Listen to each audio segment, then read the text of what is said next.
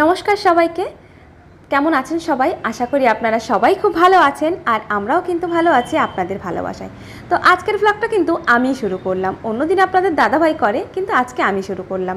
যেহেতু আমাদের এটা দুজনেরই চ্যানেল, কখনো আপনাদের দাদাভাইকে দেখতে পাবেন অথবা কখনো আমাকে দেখতে পাবেন। তো আপনাদের কেমন লাগছে ভিডিওগুলো সেটা কিন্তু জানাতে একদমই ভুলবেন না। আর যদি আমাদের ভিডিওগুলো ভালো লাগে অবশ্যই চ্যানেলটিকে সাবস্ক্রাইব করে আমাদের পাশে থাকবেন।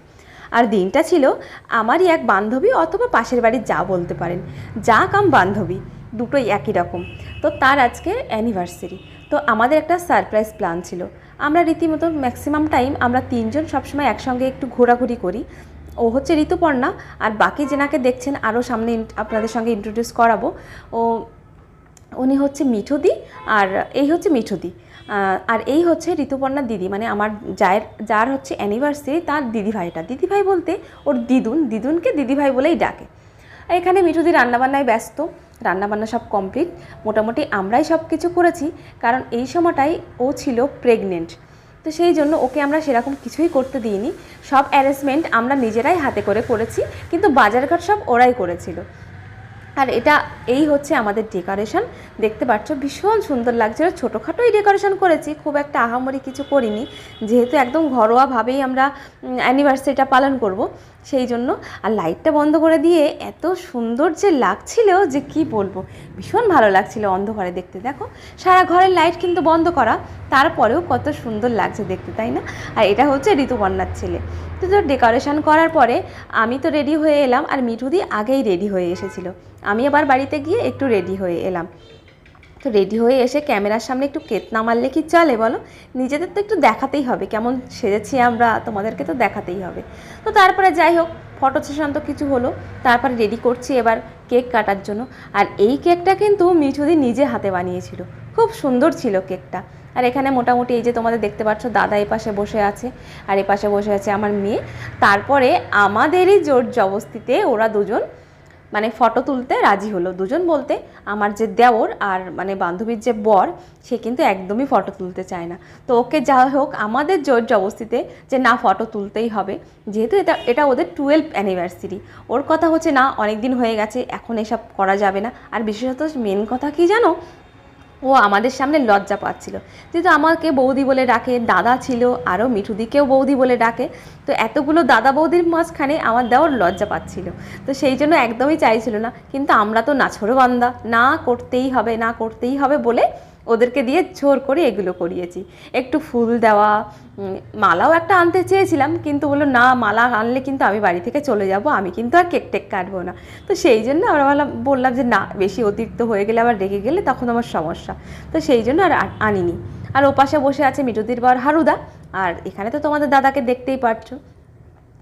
এবার চলছে দাঁড়িয়ে ফটো সেশনের পালা। আমরা পোজ দিয়ে দিয়ে ফটো তুলছি। এখনকার দিনে ফটো না তুললে চলে বলো তো? ফটোটাই তো এখন সব কিছুর শো আপ বলতে পারো। আমরা যে কোনো মুহূর্ত, যে কোনো ভালো সময়কে ক্যামেরাবন্দি করলে কিন্তু পরে আমরা সেটাকে সুন্দরভাবে দেখতে পাই না।